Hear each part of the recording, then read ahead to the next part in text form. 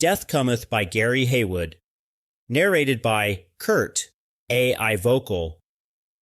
This is not a story about good and evil. It is a story about systems, and what happens to people who stay inside them too long. Kometh was not born violent. He was trained into it. The city never asked who he was. It asked what he could endure. Every morning began the same way. Concrete, fluorescent light. The sound of keys, a checklist with no names on it. Orders came down clean and impersonal. Targets were coordinates, people were problems. Problems were solved quickly or not at all.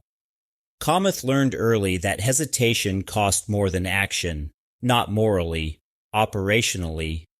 He learned how to move without being seen, how to enter rooms already knowing where the exits were, how to leave behind silence that looked like order. There were rules. They were not written down, but everyone knew them. Do not ask why. Do not linger.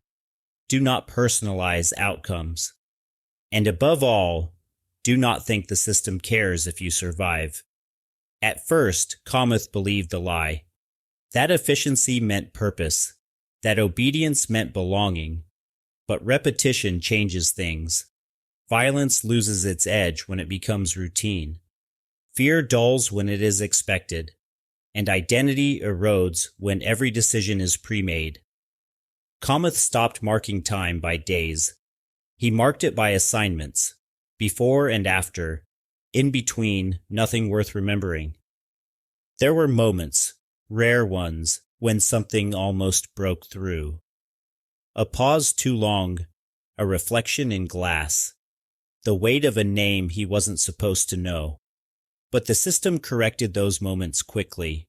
There was always another task, another justification, another reason to keep moving. Control, he realized, doesn't announce itself. It normalizes. By the time Kometh understood the cost, it was already paid. Not all at once, but in increments small enough to ignore. He had traded choice for stability, responsibility for instruction, and the system had rewarded him with clarity, clear orders, clear consequences, clear exits.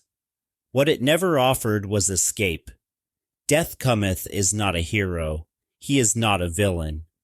He is what remains when function replaces reflection, when survival becomes a role instead of a goal. When a man outlives the version of himself that still asks questions. This story does not promise redemption. It does not offer absolution. It documents collapse. Because systems do not fail loudly, they fail quietly, one decision at a time, and when they finally turn on you, they do so with perfect logic.